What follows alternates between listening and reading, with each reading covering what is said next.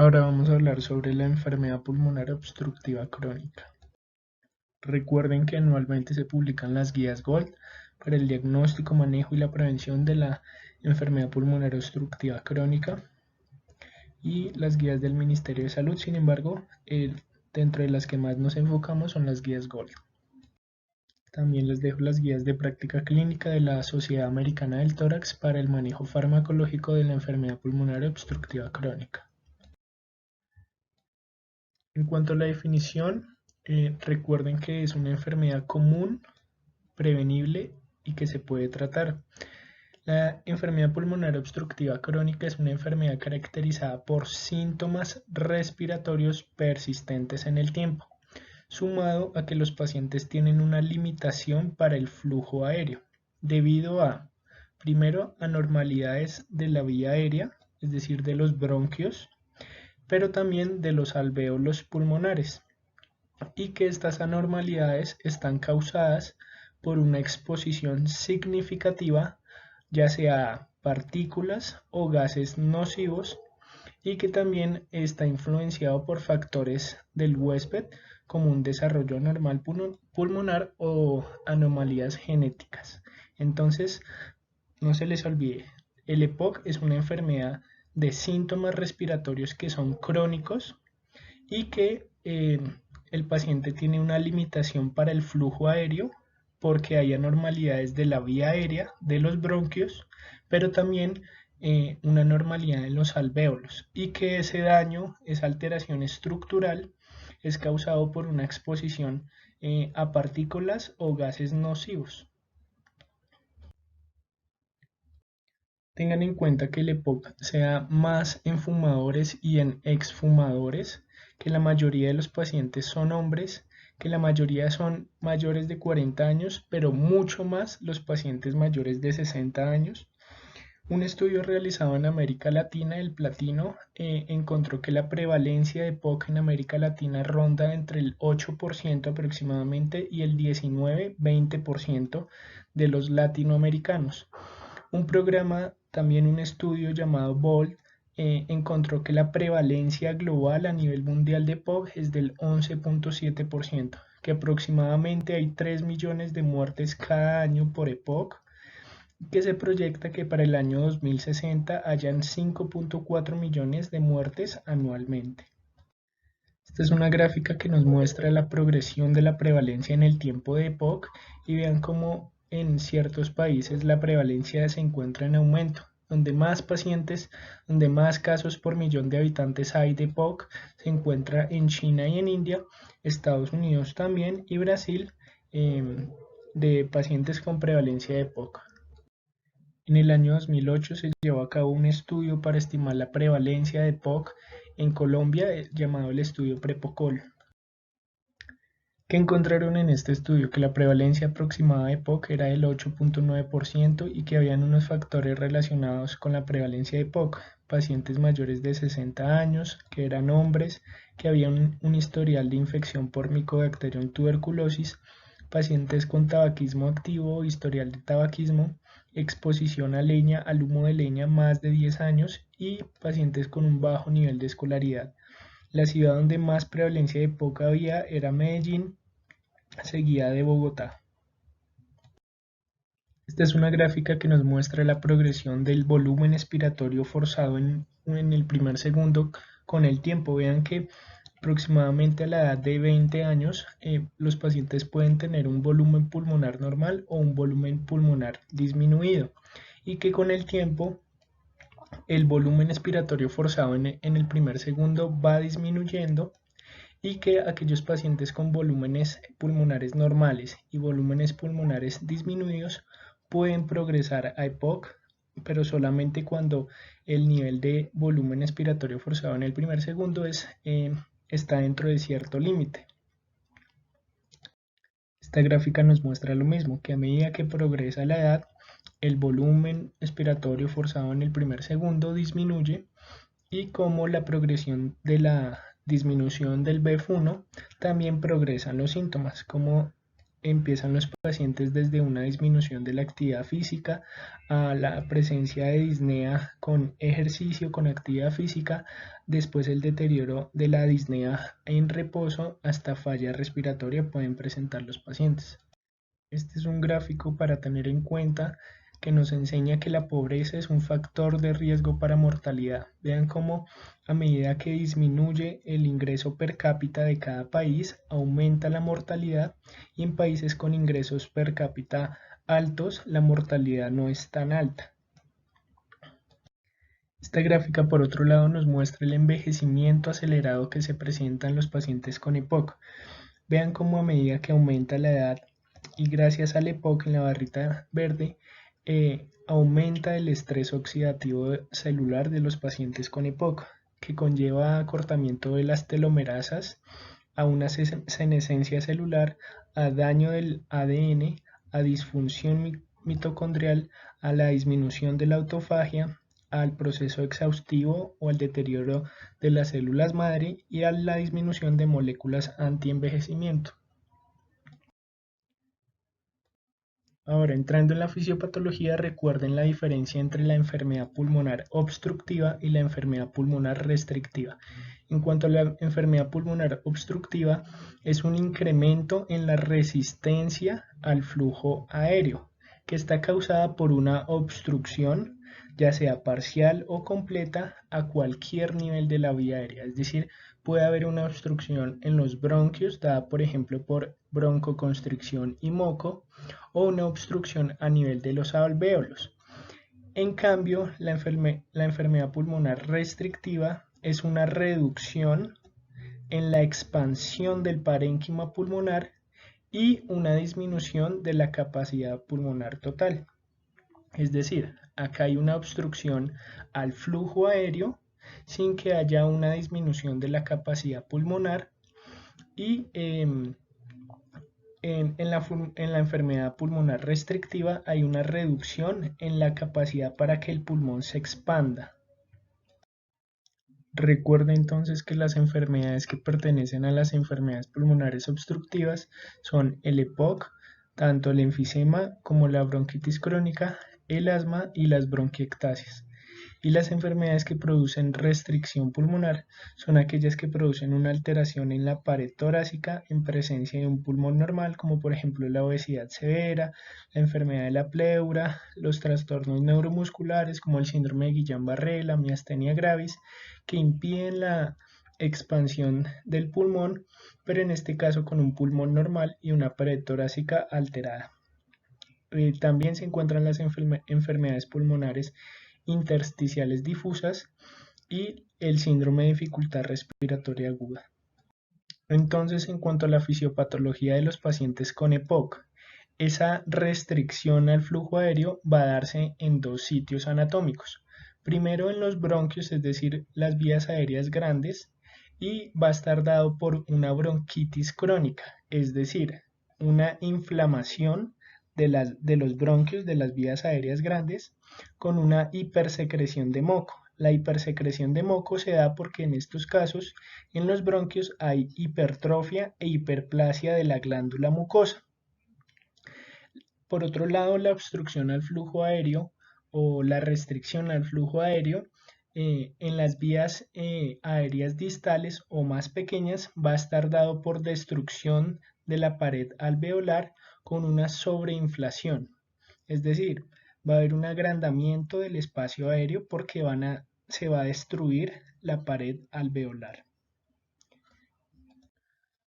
Ven como en el caso del enfisema, en estos cortes histológicos se evidencia un alargamiento marcado de los espacios aéreos con destrucción de los septos alveolares. Si ven en estos casos, cómo se crean unos superalveolos por destrucción de las paredes alveolares. Entonces, de nuevo, el enfisema es la destrucción de la pared alveolar con sobreinflación. Hay dos patrones clásicos. El primero es el centro acinal y el segundo es el panacinar. Vean cómo este acino normal no tiene ruptura o no hay destrucción de las paredes de los acinos alveolares. Un acino es este esta porción. Por lo tanto, cuando hay ruptura de estas paredes alveolares, pues va a generar un superalveolo con sobreinflación. Cuando la ruptura de las paredes de los acinos, la destrucción de la pared alveolar, es en todo el acino, se denomina un patrón panacinar. Pero cuando la ruptura de las paredes alveolares se encuentra a nivel central, es decir, a nivel del todo el centro del acino y la porción distal se conserva, es un patrón centroacinar. Entonces vean cómo los patrones centroacinares se ubican con más frecuencia en los lóbulos superiores, está más asociado a los fumadores y asociado a la bronquitis crónica, mientras que la destrucción de las paredes alveolares en todo el acino está más asociado a los lóbulos inferiores y a pacientes con deficiencia de alfa-1 antitripsina. También cuando hay destrucción del acino distal solamente, es decir, de esta porción, está más asociado a la presentación de bulas debido a que se encuentra en la periferia del parénquima pulmonar. Por lo tanto, van a tener una predisposición a presentar neumotórax a tensión espontáneo por ruptura de estas bulas. Entonces no se les olvide, pregunta de residencia. Bronquitis crónica está asociada al patrón centroacinar, es decir, que existe una destrucción de la pared alveolar en todo el centro del acino pulmonar, mientras que el patrón panacinar está asociado a los lóbulos inferiores y destrucción de la pared alveolar de todo el acino. Ahora la pregunta es ¿por qué se da esa destrucción de la pared alveolar? Como se dijo en la definición, esas anormalidades estructurales de la vía aérea están causadas por partículas o gases nocivos, como por ejemplo la polución aérea y el tabaquismo, así como el humo de leña. Y vean que predisposiciones genéticas van a generar un estado proinflamatorio de estrés oxidativo en las células de las paredes de la vía aérea, generando estrés oxidativo y un imbalance entre las proteasas y antiproteasas, generando un estado proapoptótico en la vía aérea de estos pacientes y por lo tanto al haber proapoptosis hay una producción de destrucción de la pared alveolar. Sumado a la inducción de un estado de estrés oxidativo y un imbalance entre las proteasas y las antiproteasas que destruyen la pared de los alvéolos, también existe un estado proinflamatorio con inflamación crónica de la pared de la vía aérea y generando esto cambios estructurales por reparación, lesión de la pared de la vía aérea, generando, como dije al principio, hipertrofia e hiperplasia de las glándulas mucosas de los bronquios, generando hipersecreción de moco. Sumado a esto, ese estado proinflamatorio lo que va a generar es broncoconstricción en estos pacientes. Les dejo esta revisión de Nature donde ustedes pueden ahondar aún más los estados fisiopatológicos en cuanto a la inflamación en los pacientes con EPOC para el que quiera profundizar el tema. Ese estado proinflamatorio en la pared de los bronquios de estos pacientes, sumado a un engrosamiento de la capa de las glándulas mucosas, es lo que genera la bronquitis crónica en estos pacientes.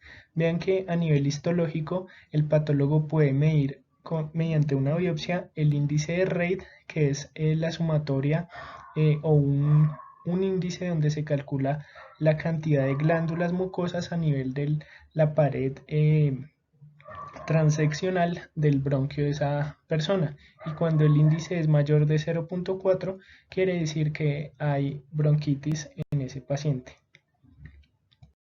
Entonces vean cómo los bronquios de estos pacientes por un lado van a tener un aumento de las glándulas mucosas con una hipersecreción de moco que va a obstruir la pared o la luz, perdón, bronquial. Y por otro lado, va a haber un estado proinflamatorio que va a generar una broncoconstricción de la pared de los bronquios. Lo que va a generar esa broncoconstricción sumado a esa hipersecreción de moco por el estado proinflamatorio de la pared bronquial, sumado también a la destrucción de las paredes de los alvéolos, lo que va a generar es un atrapamiento aéreo con una disminución del flujo aéreo y una hiperinflación en los pulmones de estos pacientes. Esto lo que va a generar es disnea y una disminución en la capacidad para realizar las actividades físicas en estos pacientes, por lo tanto disminuyendo la calidad de vida, disminuyendo el estado de salud de los pacientes. Esta es una tabla que nos muestra esta revisión de Nature, las diferencias fisiopatológicas entre los pacientes con asma y los pacientes con EPOC. Primero en los dos pues va a haber un estado proinflamatorio que está clásicamente demostrado en ambos. Sin embargo, en los pacientes con asma va a predominar la hiperplasia del músculo liso bronquial y en el paciente con EPOC no tanto. Sin embargo, lo que caracteriza el EPOC del asma es esa hiperplasia y esa hipertrofia de las glándulas mucosas, sumado también a la fibrosis peribronquial que va a presentarse en los pacientes con EPOC y a la disrupción de la pared alveolar que no va a estar presente en los pacientes con asma. Entonces, de nuevo recuerden los cambios fisiopatológicos en los pacientes con EPOC. El principal de ellos es la limitación al flujo aéreo con atrapamiento aéreo. Esto va a generar una disminución del volumen expiratorio forzado en el primer segundo y en estados avanzados una disminución de la relación del BF1 con la capacidad vital forzada. Entonces esa limitación al flujo aéreo va a generar en los pacientes disnea. Como segundo aspecto, las anormalidades del intercambio gaseoso con la generación de hipoxemia e hipercapnia por retención de dióxido de carbono. En tercer aspecto, la hipersecreción de moco va a generar en el paciente tos productiva crónica. Como cuarto aspecto, los pacientes pueden generar o pueden presentar hipertensión pulmonar debido a que genera una vasoconstricción por esa hipoxemia y además esa vasoconstricción hipóxica genera una hiperplasia de la íntima y del músculo liso bronquial. También los pacientes debido a todo esto pueden exacerbarse debido a desencadenantes que veremos más adelante y en pacientes crónicos debido a esa limitación al flujo aéreo, a esas anormalidades en el intercambio gaseoso y a esa hipertensión pulmonar, el paciente puede generar cor pulmonar, es decir, falla cardíaca derecha por la enfermedad pulmonar. Ahora, ¿cómo se diagnostica? ¿Cuáles son las vías para diagnosticar un EPOC? Primero que todo paciente que consulte o presente disnea, tos crónica y esputo, hay que sospechar de EPOC. Pacientes que aparte de esto tienen factores de riesgo como la exposición al tabaco, la exposición ocupacional a gases nocivos, factores de riesgo como por ejemplo la polución aérea crónica o los pacientes que están expuestos al humo de leña crónicamente tienen factores de riesgo para presentar EPOC. Entonces, ya sea que el paciente presente síntomas respiratorios crónicos o tenga factores de riesgo, lo siguiente que hay que hacer es realizar una espirometría. Les dejo esta gráfica donde pueden revisar en esta revisión del New England Journal of Medicine los locus o algunas alteraciones de los genes en pacientes con EPOC por si desean realizar en el futuro o es necesario alguna investigación médica. Entonces empecemos con la clínica. Los pacientes consultan con disnea, pueden referir falta de aire, no pueden tomar todo el aire que quieren, se les cierra el pecho, tienen cansancio, tienen fatiga, no pueden respirar, no les puede entrar el aire bien a los pulmones o se sienten ahogados, por lo que la semiología es muy importante para que ustedes caractericen la disnea de estos pacientes. Esta disnea aparte es progresiva en el tiempo, empeora con el ejercicio y es persistente. Como segundo aspecto, los pacientes presentan tos crónica, como ya dije, es debido a esa hipersecreción de moco por la hiperplasia y la hipertrofia de las glándulas mucosas de la pared bronquial, y esa tos crónica puede ser intermitente, pero vean que también puede ser no productiva. Y los pacientes pueden presentar sibilancias recurrentes debido a ese aspecto de broncoconstricción o de aumento del moco en la luz bronquial. Como tercer aspecto puede haber esputo de cualquier patrón, purulento, en exacerbaciones infecciosas, puede haber hemoptisis debido a erosiones de la pared bronquial, y esa tos productiva por más de 3 meses en 2 años consecutivos es la definición clásica de un paciente con bronquitis crónica. Sin embargo, es una definición arbitraria, como lo define las guías GOLD. Otras causas de tos crónica, para que ustedes hagan el diagnóstico diferencial, tienen que saber que hay causas tanto intratorácicas como extratorácicas, de las que tienen que descartar en los pacientes con tos crónica. Es un paciente con asma, con cáncer pulmonar, con infección por tuberculosis, con bronquiectasias, con falla cardíaca izquierda, con enfermedad del parénquima pulmonar como las fibrosis intersticiales, pero también vean que la fibrosis quística también puede generar, o la tos idiopática. Dentro de las causas extratorácicas, la rinitis alérgica crónica, el síndrome postnasal, el síndrome de tos de la vía aérea superior, el reflujo gastroesofágico y algunos medicamentos como por ejemplo los inhibidores de la enzima convertidora de angiotensina como el enalapril. Al examen físico tienen que ser muy acuciosos, como les enseñaron en su semiología. Se puede evidenciar en los pacientes ese aumento del diámetro anteroposterior del tórax, configurando un tórax en tonel, como se evidencia en estas gráficas. También puede haber un tiempo expiratorio prolongado debido a esa obstrucción del flujo aéreo. Puede haber un abotagamiento azul, es decir, la presencia de acrocianosis a nivel de los dedos distales, o la presencia de cianosis central debido a la alteración de la oxigenación por la hipoxemia. Pero también se puede encontrar un paciente soplador rosado, es decir, un paciente con una fascia rosada pero que intenta o tiene dificultad para respirar. La hipoxemia, debido a la alteración de la oxigenación, se puede evidenciar también signos de dificultad respiratoria en los pacientes con exacerbación. Hipocratismo digital, es decir, esa alteración en los dedos de los pacientes, y hay que buscar signos de falla cardíaca siempre. En la radiografía de tórax en los pacientes con enfisemas avanzados se puede evidenciar la hiperinsuflación clásica con la hiperradiolucidez, la horizontalización de las costillas.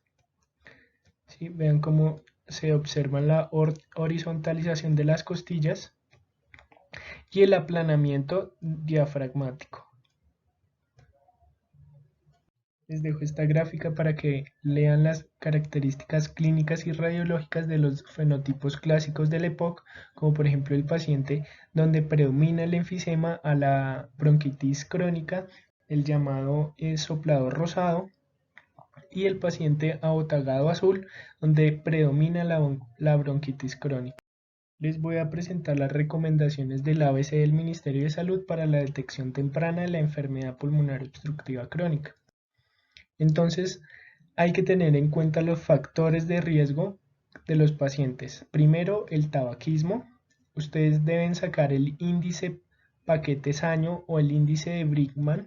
El índice paquete-saño es donde ustedes preguntan al paciente cuántos cigarrillos al día se fuma y cuántos años ha fumado. Lo multiplican y lo dividen entre 20. Aquel paciente que dio más de 20 tiene factor de riesgo para tener EPOC, y aquel paciente donde el índice sea mayor de 30 tiene factor de riesgo para cáncer pulmonar. Aquel paciente que tenga exposición a humo de leña y que esa exposición haya sido por más de 10 años continuos, tiene factor de riesgo para presentar EPOC. La exposición crónica ocupacional o ambiental a polvos, vapores, gases y otros químicos. Pacientes que hayan tenido bajo peso al nacer o infecciones respiratorias en la infancia y algunas anormalidades del desarrollo pulmonar como algunas hipoplasias pulmonares, la fibrosis quística y algunos defectos congénitos pulmonares. Entonces en todos ellos también hay que hacer el tamizaje de EPOC y ustedes deben sospechar el EPOC realizando y deben realizar la espirometría. Ahora algunos aspectos básicos y rápidos de la espirometría, lo que van a obtener es una curva flujo-volumen, en este caso, y una curva volumen-tiempo. Hay unos criterios que deben saber que son los criterios de aceptabilidad, donde debe haber una elevación abrupta y vertical de la curva flujo-volumen, como se observa en este caso, es decir, una elevación abrupta y vertical, una duración de al menos 6 segundos de duración, desde acá hasta acá, donde no debe haber una terminación temprana, el paciente no debe toser, no debe haber cierre glótico y no debe haber fuga de la boquilla. Se debe obtener un volumen expiratorio forzado en el primer segundo y una capacidad vital forzada, la más satisfactoria de 3 intentos en ese paciente, de los cuales no varíen por más de 150 mililitros. Entonces, de nuevo, el día que vean una espirometría, en la curva flujo-volumen, deben observar que debe haber un ascenso rápido y vertical de la curva flujo y que debe durar por lo menos 6 segundos de duración. Vean como en este ejemplo se evidencia que no hubo un ascenso rápido y vertical y que duró tan solo 4 segundos. Vean en estas gráficas a la izquierda, también en las curvas volúmenes tiempo y en esta curva flujo volumen como se terminó antes de los 6 segundos, es decir, acá se terminó a los 3 segundos, acá a los 5 segundos, acá a los 4 segundos y esta sí es excelente porque duró más de 6 segundos. Entonces recuerden que es el volumen expiratorio forzado en el primer segundo. Se le debe decir al paciente que llegue a inspiración máxima y una vez el paciente se encuentre en capacidad pulmonar total, es decir, con los pulmones completos y llenos de aire, realice una exhalación profunda y profusa en el tiempo, exhalando y expulsando todo el contenido de aire que tienen los pulmones, es decir, realizando una expiración máxima. Entonces el volumen expirado forzado en el primer segundo es la cantidad de volumen que desde la inspiración máxima se exhaló en el primer segundo. Por lo tanto, también se puede calcular una relación del volumen expirado forzado en el primer segundo y la capacidad vital forzada. Es decir, nos da de cuenta del porcentaje de volumen de toda la capacidad vital forzada que es exhalada en el primer segundo, es decir, qué porcentaje de toda la cantidad de volumen pulmonar el paciente exhaló en ese primer segundo. Lo normal es que toda persona debe exhalar más del 80% de la capacidad vital forzada en ese primer segundo, por lo que los pacientes que exhalen una cantidad menor del 80% de la capacidad vital forzada en el primer segundo tienen una disminución en el BEF1. Recuerden que la prueba se debe realizar con una prueba de broncodilatación, es decir, administrando, por ejemplo, salbutamol 400 microgramos 10 a 15 minutos después de haber hecho una prueba o un antagonista muscarínico de acción corta como por ejemplo el bromuro de hipertropio de 160 microgramos 30 a 45 minutos después de haber hecho la primera prueba sin el broncodilatador. La relación BEF1 capacidad vital forzada menor del 70%, es decir, menor del 0.7, confirma la presencia de limitación al flujo aéreo. Entonces, de nuevo, recuerden que la espirometría es necesaria para hacer el diagnóstico de POC. Vean en este caso esta espirometría normal, como desde el inicio cero, es decir, acá el paciente se encuentra con inspiración máxima y a partir de acá empieza a exhalar todo el aire de los pulmones haciendo una expiración máxima y cuando llega acá, por ejemplo, a los 2 segundos, ha exhalado 5 litros de aire.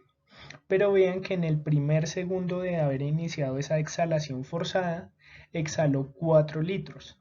Es decir, que la relación es dividir 4 entre 5 y pues dio 0.8. Es decir, que ese paciente exhaló en el primer segundo el 80% del aire. Ahora vean la espirometría en este caso de un paciente con EPOC.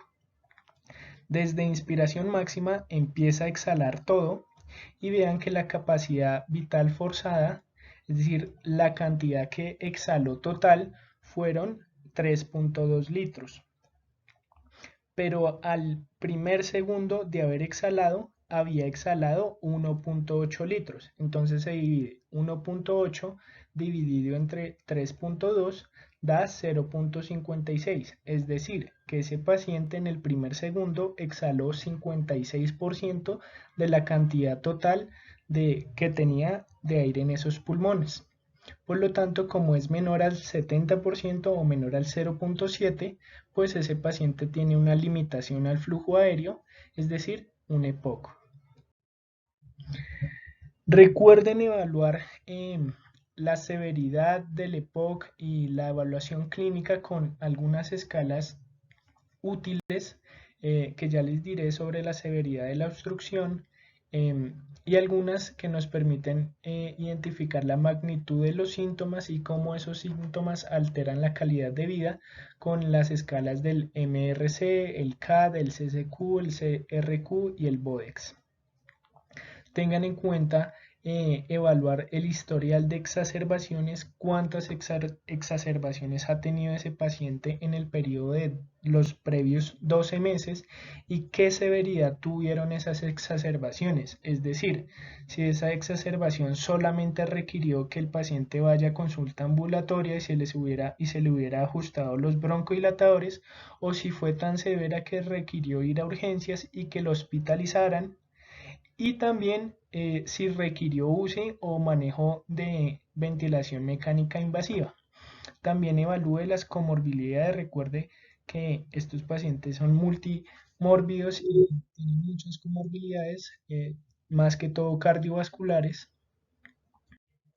Entonces, lo primero que tienen que hacer en estos pacientes es realizar la espirometría y clasificar la severidad de la obstrucción al flujo aéreo. ¿Cómo lo hacen? Entonces, ya saben, realizan la espirometría y el paciente sin el broncodilatador dio una relación menor al 0.7, es decir, menor al 70%. 10 a 15 minutos después se hace la prueba con el broncodilatador con salbutamol, 400 microgramos, es decir que si bien en 100 microgramos se dan 4 puff y se realiza una nueva espirometría. Si se utilizó bromuro hipertropio son 30 minutos después con 160 microgramos.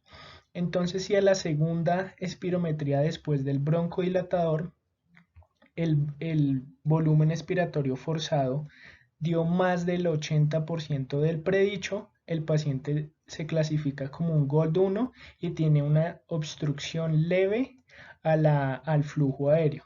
Pero si el FEB1 fue menor al 80% y mayor al 50%, entonces tiene una obstrucción moderada al flujo aéreo. Si el paciente tiene un FEB1 entre el 30% y el 50%, es un paciente con obstrucción severa y es muy severa la obstrucción cuando el BF1 da menos de 30% del predicho. Esta gráfica lo que nos quiere decir es las características patológicas de acuerdo a la severidad de la limitación al flujo aéreo.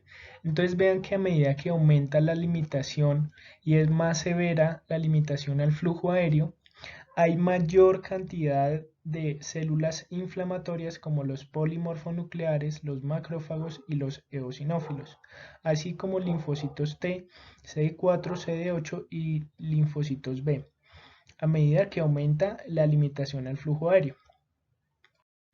De igual manera, vean estas gráficas, vean cómo a medida que es mayor la limitación al flujo aéreo, es decir, es menor el volumen expiratorio forzado en el primer segundo, es mayor el engrosamiento de las glándulas mucosas. Vean cómo aumenta el engrosamiento, es decir, es mayor acá que es mayor la limitación al flujo aéreo y es menor acá el engrosamiento de la vía aérea de las glándulas mucosas en pacientes con menor limitación al flujo aéreo. Al igual que acá, vean cómo va aumentando a medida que aumenta la limitación al flujo aéreo, el epitelio, la lámina propia, el músculo liso bronquial, la adventicia y los folículos linfoides son mayores. Lo segundo que tienen que hacer después de calcular la severidad de la limitación al flujo aéreo es qué tan sintomático se encuentra en los pacientes, como lo hacen con la escala de disnea modificada MRC. Se clasifica en grado 0, grado 1, grado 2, grado 3 y grado 4. El grado 0 es el paciente que se vuelve disneico con el ejercicio extenuante. El grado 1 es aquel paciente que le da disnea solamente caminando como en una calle inclinada. El grado 2 es aquel paciente que le da disnea cuando camina en una calle al mismo nivel, es decir, que no está inclinada, o aquel paciente que tiene que detenerse caminando a su propio ritmo. El grado 3 es aquel paciente que se tiene que detener después de caminar 100 metros o después de haber caminado unos pocos minutos. Y el grado 4 es aquel paciente que está tan disneico que no puede salir de la casa porque no puede caminar por la disnea. O aquel paciente que le da disnea de tan solo vestirse o desvestirse. Otra que tienen que evaluar es la evaluación con la escala CAT, donde es un cuestionario de preguntas para que evalúen la calidad de vida y la sintomatología de estos pacientes. También se encuentra el índice de Bodex. Hay un índice que se llama BODE, donde en vez de las exacerbaciones tenía la caminata de 6 minutos, pero como no todos los pacientes han tenido una caminata de 6 minutos, se cambió por la cantidad de exacerbaciones que han tenido en los últimos 12 meses. Entonces este tiene el índice de masa corporal, el volumen expiratorio forzado en el primer segundo y la cantidad de disnea por la MRC. Entonces ustedes clasifican a estos pacientes según estos puntajes y le asignan la severidad a su paciente. Otro índice para que puedan calcular es el índice de ADO. En este lo que nos permite calcular es la probabilidad de muerte a 3 años y tan solo con la edad, la escala MRC para la disnea y la cantidad de limitación al flujo aéreo, es decir, el volumen forzado en el primer segundo en estos pacientes. Y vean a medida que va aumentando en estos pacientes la mortalidad es mayor a 3 años. Entonces, con los datos que tenemos hasta ahora, podemos clasificar a los pacientes según el GOLD. Si el paciente es A, B, C o D y si el paciente es un GOLD 1, 2, 3 o 4. En cuanto a los números, recuerden que es con la severidad del flujo aéreo, según el BEF1 predicho, en leve, moderado, severo y muy severo.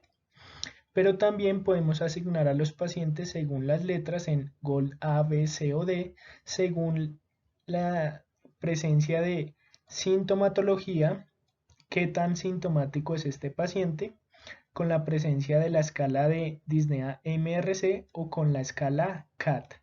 Y por otro lado, qué tan exacerbado ha estado ese paciente o el historial de exacerbaciones en el último año. Asignando estos puntajes podemos clasificar en un GOLD A, B, C o D. Y esto nos va a servir más adelante para mirar uno por este lado la severidad del EPOC y otro por este lado la misma severidad, pero con fines de tratamiento farmacológico, ya que los pacientes con un GOLD A se van a tratar con un esquema de broncodilatadores diferentes a los pacientes con un GOLD B, con un GOLD D o con un GOLD B o con un GOLD C. Recuerde sospechar deficiencia de alfa-1 antitripsina en pacientes que se les diagnosticó EPOC, que sean menores de 45 años y que tengan un enfisema panacinar, y más que todo en los lóbulos inferiores. Cuando ustedes solicitan alfa-1 antitripsina, cuando la concentración sea menor al 20% de lo normal, sugiere una deficiencia y por lo tanto este paciente puede estar explicado fisiopatológicamente el EPOC por una deficiencia de alfa-1 antitripsina. Ahora, otra de las escalas nueva esta es el índice de BARC, que predice la mortalidad a un año de los pacientes. Y vean cómo esta revisión ha demostrado que el índice de BARC es mejor que el índice de ADO, que el índice DOSE y el índice de BODEX. Entonces, ¿qué mide el índice de BARC? Por un lado, el índice de masa corporal, otro lado, evaluaciones a nivel de el hemograma del cuadro hemático, la edad, las variables respiratorias y las comorbilidades. Entonces tienen acá la tabla para evaluarlo. Una vez ya evaluado la evaluación clínica de la severidad del flujo aéreo y la severidad del EPOC por la cantidad de exacerbaciones al año que han tenido o la sintomatología de los pacientes, recuerden siempre tener en cuenta los diagnósticos diferenciales del EPOC, como el asma, la falla cardíaca congestiva, las bronquiectasias o las infecciones por Mycobacterium tuberculosis. Acá les dejo esta tabla donde van a ver las características sugestivas de cada uno. Entrando al tratamiento de mantenimiento. Recuerde que en todo paciente con EPOC se debe realizar la cesación tabáquica. Los cigarrillos electrónicos tienen evidencia incierta en cuanto a su eficacia, por lo que todavía no hay una recomendación a favor o en contra de su uso. El manejo farmacológico reduce primero la sintomatología, que los pacientes estén menos disnéicos, con menos tos, la frecuencia y la severidad de las exacerbaciones, es decir, que no aumenten esos síntomas y que no lleguen a requerir intubación mecánica. Mejora el estado de salud de las personas y mejora la tolerancia al ejercicio. Recuerden siempre asegurar la técnica inhalatoria para asegurar la adherencia farmacológica. Recuerden siempre vacunar anualmente contra la influenza y recuerden vacunar contra el neumococo con la PPS P23 debido a que disminuye pues las infecciones del tracto respiratorio inferior. Si la hipoxemia es crónica en reposo, debe utilizarse oxígeno suplementario para mejorar la sobrevida. Si hay hipercapnia crónica e historial de hospitalización por falla respiratoria, la ventilación no invasiva puede disminuir la mortalidad y la rehospitalización en estos pacientes con hipercapnia crónica y hospitalizaciones por falla respiratoria. El enfisema refractario avanzado debe considerarse el manejo quirúrgico y en los estadios finales el cuidado paliativo.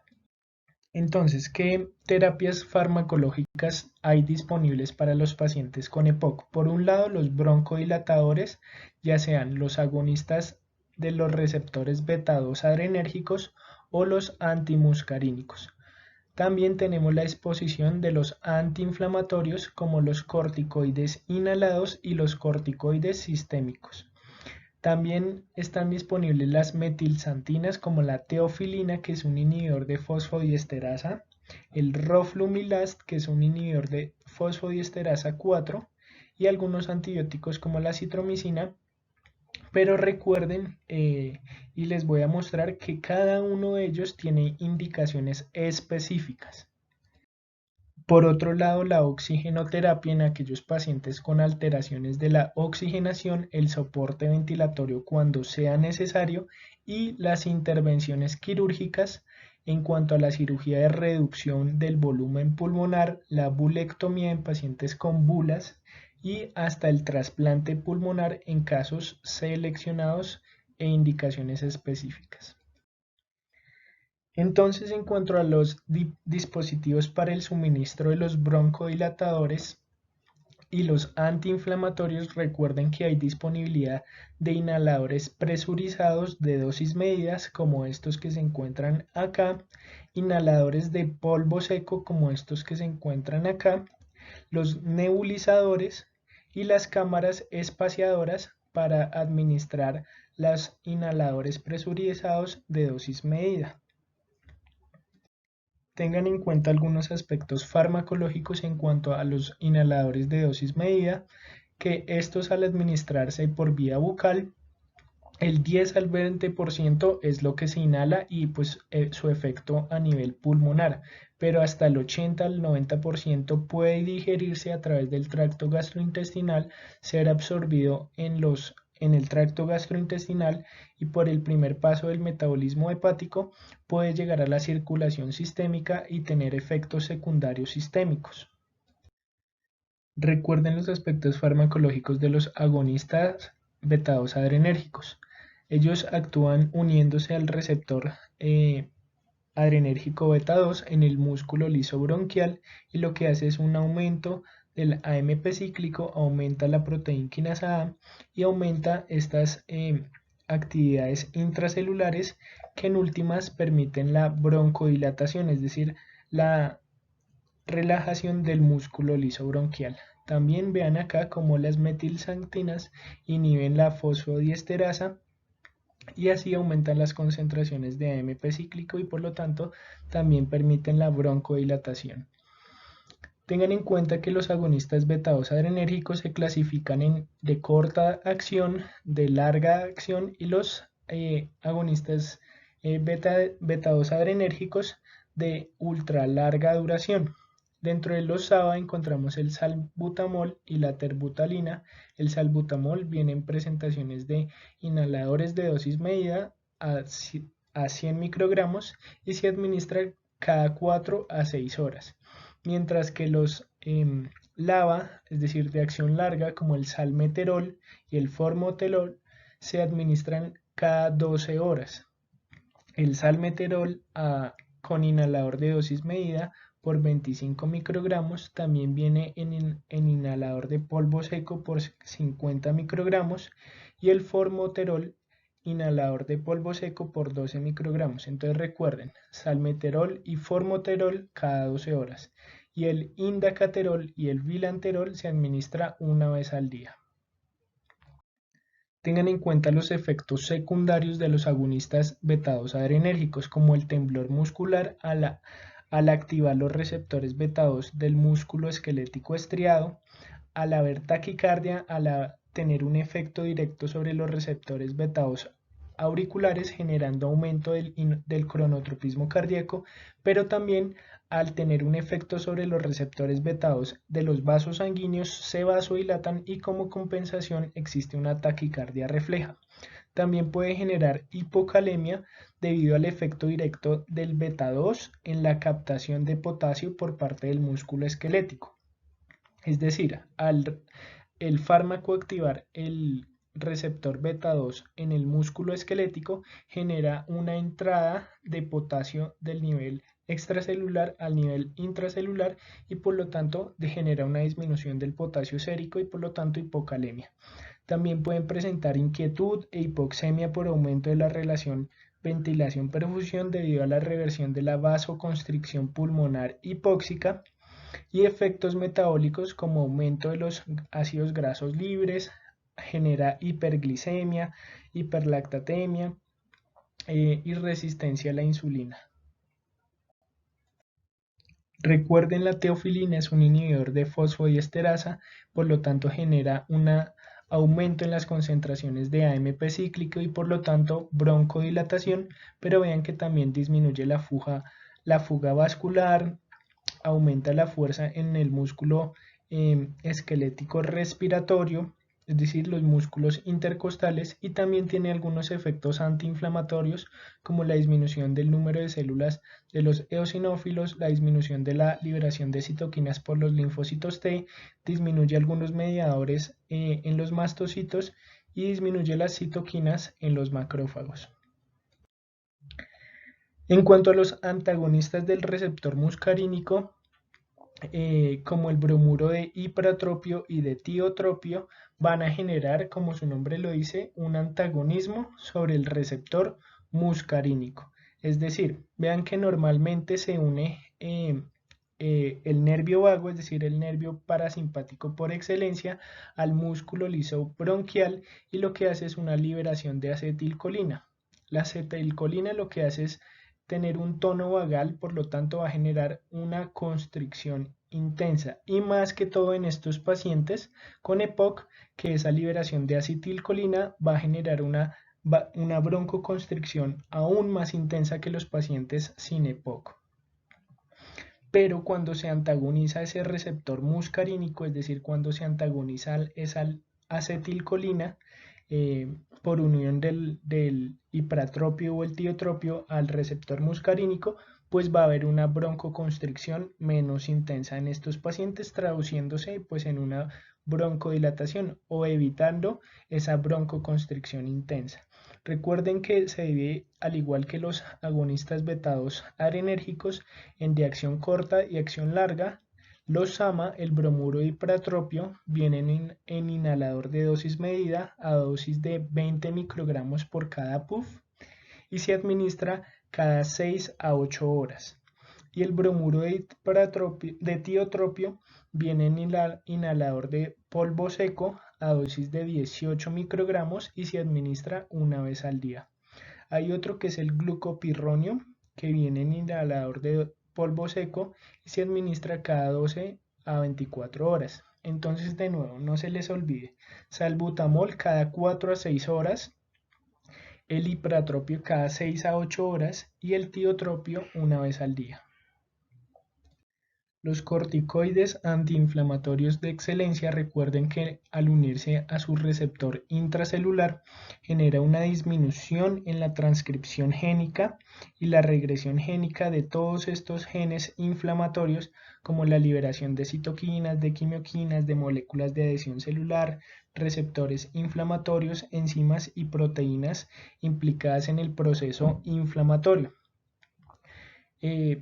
Para el uso en EPOC tenemos la beclometasona, la budesonida, la fluticasona, la mometasona y la ciclesonida para administración por vía inhalatoria. Vean que vienen en inhaladores de dosis medida y algunos en inhaladores de polvo seco. Recuerden los efectos secundarios de los corticoides inhalados.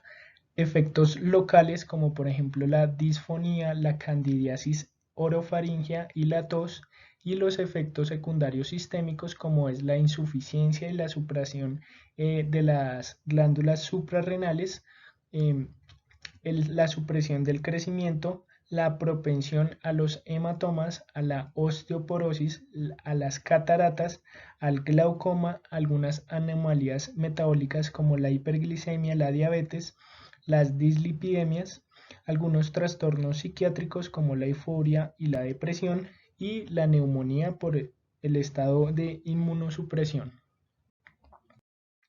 Entonces, este es el algoritmo para el manejo inicial farmacológico de los pacientes con EPOC. Entonces recuerden clasificarlos según el GOLD en grupo A, B, C o D.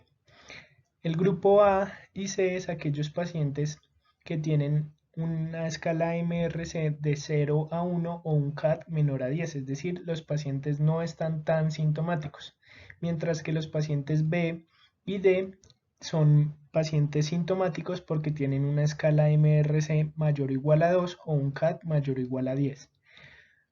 Ahora, por otro lado, según el grado de las exacerbaciones, en pacientes que se han exacerbado una vez o ninguna, y si se exacerbaron una vez, no requirió hospitalización. serían los pacientes A y B. Los pacientes C y D son aquellos que tuvieron una exacerbación moderada a severa, es decir, que tuvieron más de 2 exacerbaciones en el último año, o si tuvieron una exacerbación, esta requirió hospitalización. Entonces ustedes lo cuadran al paciente en A, B, C o D, y a los pacientes del grupo A pueden iniciar cualquier broncodilatador, es decir, pueden iniciar un LABA, un SABA, un LAMA, según lo que ustedes consideren. Al paciente del grupo B van a considerar un LABA o un LAMA, es decir, les pueden iniciar, por ejemplo, salmeterol cada 12 horas o tiotropio una vez al día o glicopirronio una vez al día. A los pacientes del grupo C van a iniciar sí o sí de primera línea tiotropio, es decir, bromuro de tiotropio cada 24 horas. Al paciente del grupo D le pueden iniciar tiotropio o si el paciente se considera muy sintomático, es decir, por ejemplo, tiene un CAT mayor a 20, inician el tiotropio sumado al salmeterol, es decir, un LABA. Si el paciente tiene los eosinófilos mayor o igual a 300 células por microlitro, entonces lo que van a hacer es iniciar el LABA, es decir, salmeterol, más un corticoide inhalado, como por ejemplo beclometasona, mometasona, el que ustedes consideren. Entonces, si no se llegaren a acordar de qué iniciar según el grupo de Gold, pues se remiten a esta tabla y ya saben cuál iniciar. Entonces, de nuevo, este es el resumen. Paciente del grupo A, es decir, paciente que no se ha exacerbado, que si se exacerbó una vez no requirió hospitalización y el paciente no está tan sintomático, entonces ustedes pueden escoger cualquier broncodilatador. Ahora, paciente del grupo B, no se ha exacerbado, pero está sintomático. Pueden escoger tiotropio una vez al día, salmeterol cada 12 horas o formoterol cada 12 horas. Paciente del grupo C se ha exacerbado y no está tan sintomático. Van a escoger tiotropio una vez al día. Y el paciente del grupo D se ha exacerbado y está sintomático. Pueden escoger bromuro de tiotropio una vez al día o si está muy sintomática, inician bromuro de tiotropio más salmeterol o formoterol y si tiene eosinófilos mayores a 300, inician beclometasona en este caso o cualquier X más el salmeterol. Ahora, una vez ustedes iniciaron el manejo farmacológico según el estadio del GOLD A, B, C o D, al siguiente control lo que van a preguntar es cómo siguió ese paciente, si está sintomático o si no está sintomático y si ha tenido exacerbaciones en el año. Según eso, ustedes van a clasificar al paciente en un paciente que predomina los síntomas, es decir, la disnea, o que ha predominado las exacerbaciones. Si el paciente ha respondido y no está sintomático y no se ha exacerbado, pues continúen el manejo que iniciaron inicialmente. Entonces, si el paciente al control está muy sintomático por la escala MRC o la CAT y venía con solamente LABA o con solamente LAMA, o si venía con LABA más X, entonces lo que van a hacer es combinar salmeterol o formoterol más el bromuro de tiotropio. Si el paciente sigue sintomático, pues entonces consideren cambiar los dispositivos. Si está con un inhalador de dosis medida, pues cambien a un inhalador de polvo seco y pues investiguen otras causas de disnea, como por ejemplo comorbilidades o no adherencia a los inhaladores.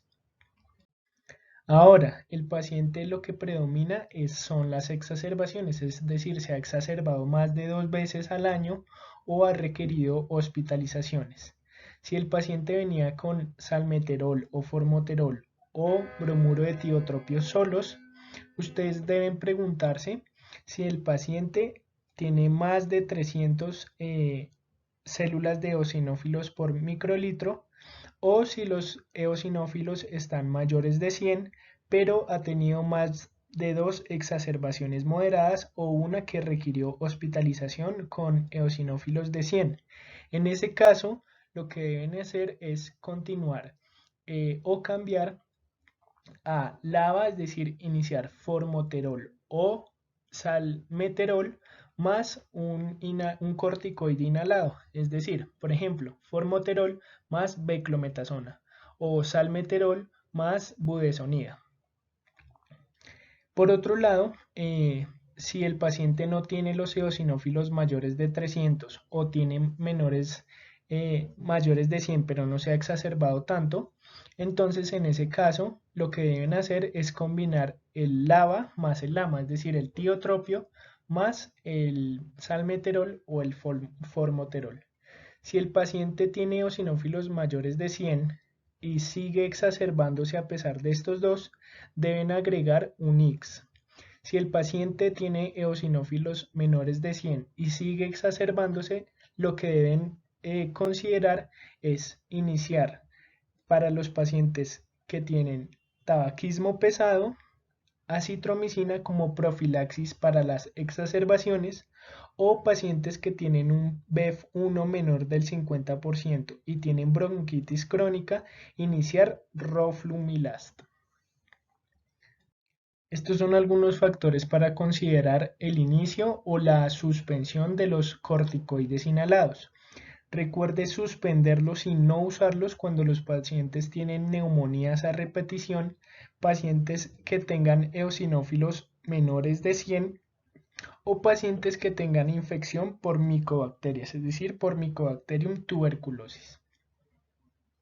Y aquellas indicaciones de soporte fuerte, es decir, cuando sí deben utilizar los IX, es en aquellos pacientes que han tenido historial de hospitalizaciones y exacerbaciones por EPOC, aquellos que se han exacerbado más de 2 veces al año, aquellos pacientes con eosinófilos en sangre mayor de 300 células por microlitro o aquellos pacientes con asma concomitante. ¿Cuáles son las indicaciones de oxígeno suplementario para el paciente ambulatorio? La única es si hay alteración de la oxigenación, es decir, confirmarlo 2 veces por 3 semanas, aquellos pacientes que saturen menor del 88% o que tengan una presión arterial de oxígeno menor a 55 milímetros de mercurio, o aquellos pacientes con una presión arterial de oxígeno entre 55 y 60 con hipertensión pulmonar, falla cardíaca derecha o policitemia, es decir, un hematocrito mayor al 55%. Prescriba el oxígeno domiciliario y titúlelo para una saturación mayor del 90%. Recuerden que debe ser mínimo de 15 horas al día. Si el paciente lo usa menos de 15 a 16 horas al día, no les va a servir para nada, es decir, va a aumentar la oxigenación en esos momentos, pero a largo plazo no va a disminuir la mortalidad. Evalúe cada 60 a 90 días, es decir, cada 2 a 3 meses, si todavía requiere el oxígeno suplementario.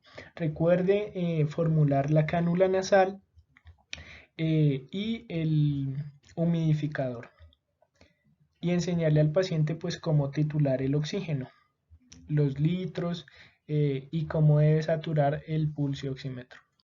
Les dejo esta tabla donde nos explica la guía GOL o nos da el algoritmo para cuáles son las indicaciones quirúrgicas en los pacientes con EPOC.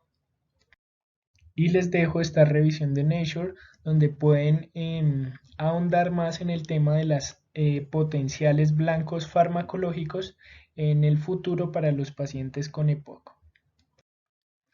Ahora el manejo del EPOC en urgencias, ¿cómo se maneja la exacerbación? Recuerden que la exacerbación es el empeoramiento agudo de los síntomas y que estos requieren terapia farmacológica adicional a los broncodilatadores o los antiinflamatorios que está recibiendo el paciente. Puede estar precipitado por diversas desencadenantes, el más frecuente de ellos son las infecciones del tracto respiratorio inferior. Para las exacerbaciones leves solo requiere administración de broncodilatador como salbutamol a nivel ambulatorio. Las exacerbaciones moderadas requieren salbutamol más antibióticos o corticoides sistémicos a nivel ambulatorio. y aquella exacerbación severa es aquella que requiere hospitalización o urgencias y puede asociarse a falla respiratoria aguda. Recuerde realizar el diagnóstico diferencial de una exacerbación de POC con neumonía, neumotórax, derrames pleurales, embolismos pulmonares, edemas pulmonares de origen cardiogénico o no cardiogénicos y arritmias cardíacas. Entonces, ¿cómo clasificar la severidad de una exacerbación en el hospital? Primero está el grupo de pacientes que no tienen falla respiratoria, donde tienen una frecuencia respiratoria entre 20 y 30 respiraciones por minuto, no tienen signos de dificultad respiratoria, es decir, no utilizan músculos accesorios, no tienen alteración de la conciencia. También no hay alteración de la oxigenación tan grave como por ejemplo máximo tienen hipoxemia o ella mejora con la administración de oxígeno suplementario con Venturi a una FiO2 del 28 al 35% y no tienen hipercapnia. Aquel paciente también que tiene falla respiratoria aguda pero que esta no amenaza la vida. Son aquellos pacientes taquipnéicos con respiraciones frecuencias respiratorias mayor de 30 respiraciones por minuto, tienen signos de dificultad respiratoria, no tienen alteración de la conciencia y la hipoxemia mejora con Venturi a una FiO2 de 24 a 35% y pueden tener hipercapnia mayor, con una presión arterial de dióxido de carbono mayor a 50 milímetros de mercurio. Y por último está el grupo de pacientes con falla respiratoria aguda que amenaza la vida de estos pacientes. Son el grupo de pacientes que tienen taquipnea, signos de dificultad respiratoria y aquel paciente que tiene alteración de la conciencia es un indicador de que amenaza la vida.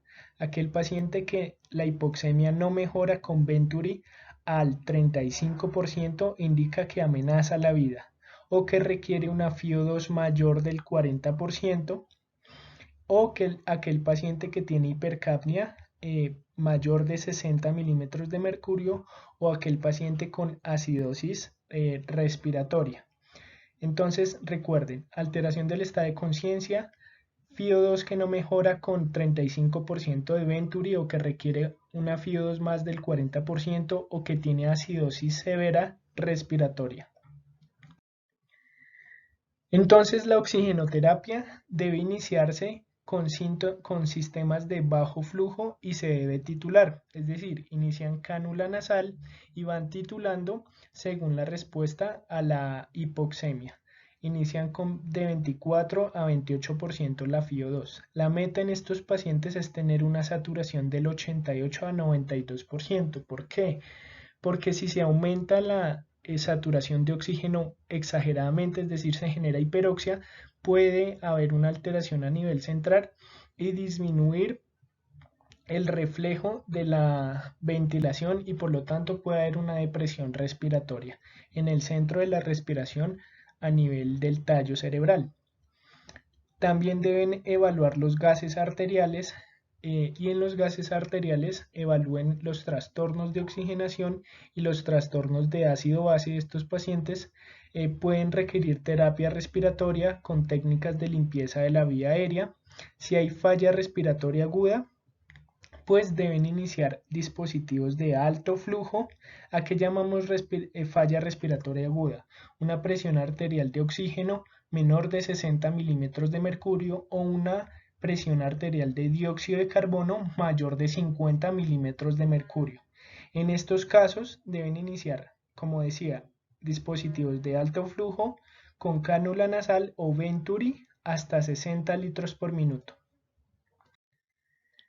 En cuanto al tratamiento con los broncodilatadores, deben iniciar agonistas beta-2 adrenérgicos de acción corta, es decir, salbutamol, con o sin bromuro de hipertropia. Pueden elegir el esquema de crisis o el esquema de nebulización. El esquema de crisis lo hacen administrando salbutamol de 4 a 6 puff cada 10 minutos por 3 veces, luego cada 20 minutos por 3 veces, luego cada hora por 3 veces y luego continúan el salbutamol de 2 a 4 puff cada 4 a 6 horas con bromuro de ipratropio 3 puff cada 6 a 8 horas.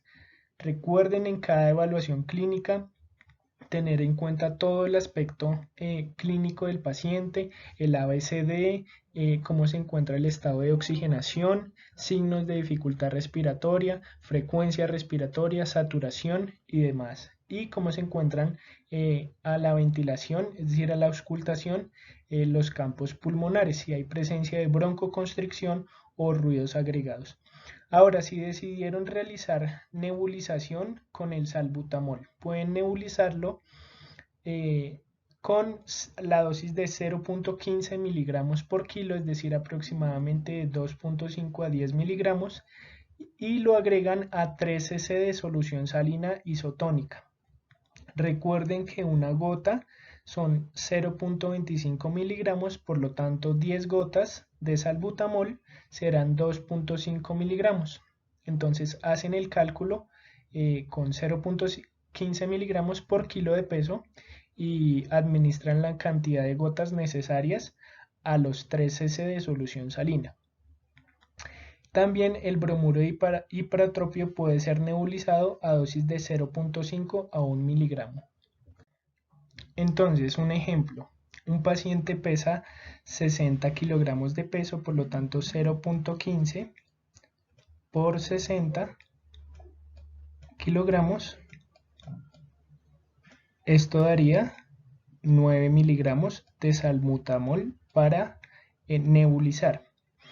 Si 10 gotas son 2.5 miligramos, es decir, 2.5 miligramos son 10 gotas, ¿cuántas gotas habrá que administrarse? Entonces se hace regla de 3, 9 por 10 dividido en 2.5, esto me da 36 gotas. Entonces la orden para la nebulización sería 3 cc de solución salina isotónica más 36 gotas de salbutamol y lo colocan a nebulizar. Tengan en cuenta en el caso anterior de la nebulización con salbutamol que no se pueden pasar de la dosis porque puede generarse un síndrome coronario agudo en estos pacientes si se excede la dosis del salbutamol nebulizado. Ahora, los criterios de Antonisen es para saber qué pacientes que tienen una exacerbación requieren iniciar antibiótico-terapia empírica. Recuerden que la mayoría de los pacientes, la etiología de la exacerbación es una infección del tracto respiratorio inferior. Entonces, ¿qué criterios hay? Aquel paciente que tiene un aumento de la disnea, aquel paciente que tiene un aumento del volumen del esputo y aquel paciente que presenta purulencia del esputo. Si hay presencia de los tres, el paciente tiene un Antonisen tipo 1. Si tiene dos de los tres, pero siempre que la purulencia esté presente, tiene un Antonisen tipo 2, es decir, aquel paciente que tenga purulencia y aumento del volumen de esputo o purulencia y aumento de la disnea.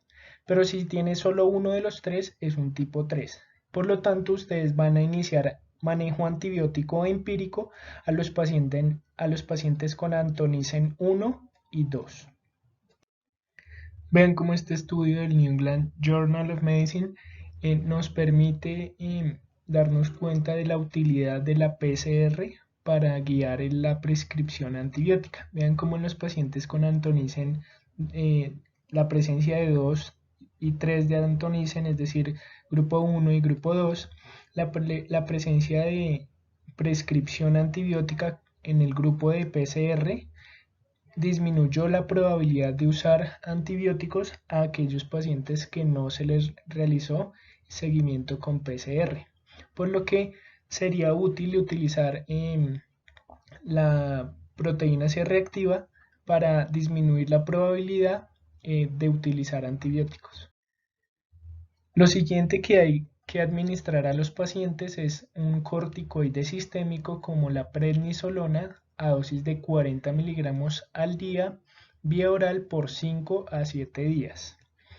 El antibiótico, como ya saben, a los pacientes con Antonisen 1 y 2 o que tengan signos claros pues, de infección bacteriana, es decir, que tengan respuesta inflamatoria sistémica o aquellos pacientes que requieran ventilación mecánica invasiva.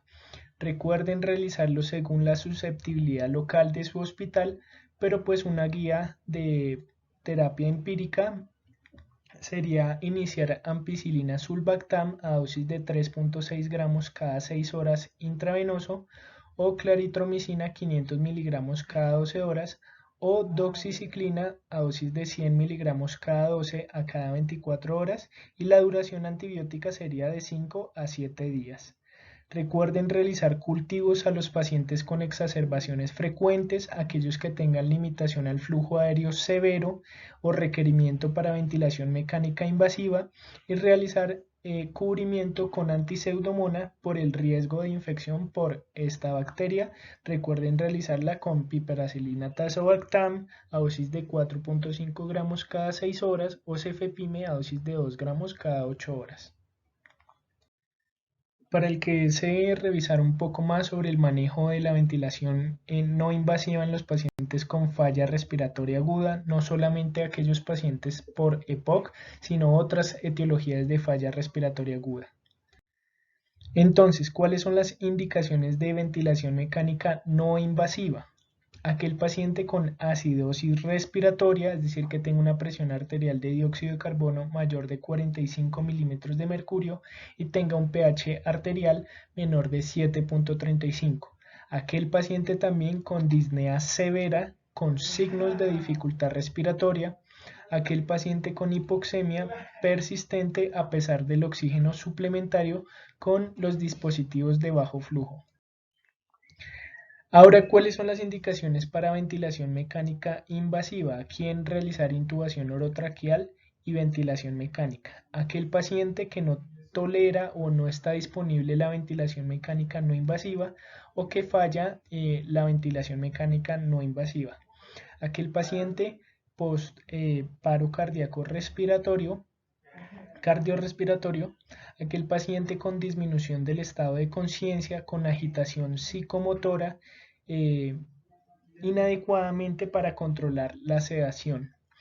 Aquel paciente con aspiraciones masivas o con vómitos persistentes, aquel paciente que tiene inhabilidad para movilizar las secreciones respiratorias, aquel paciente con inestabilidad hemodinámica severa que no tiene respuesta a manejo hídrico o al manejo vasopresor, aquel paciente también que tenga taquicardias supraventriculares o aquel paciente con taquicardia ventriculares severas y aquel paciente en el que la hipoxemia amenace la vida y no tolere la ventilación mecánica no invasiva.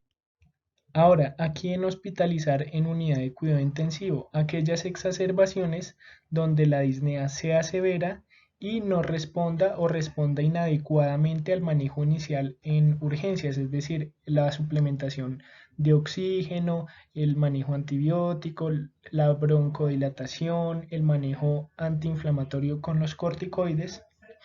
Aquel paciente que tenga alteración del estado mental, ya sea por confusión, letargia o coma, aquel paciente con hipoxemia severa, persistente o que empeore y que tenga una presión arterial de oxígeno menor de 40 milímetros de mercurio o que tenga una acidosis respiratoria severa con un pH menor de 7.25 a pesar de la suplementación con oxígeno o la ventilación mecánica no invasiva.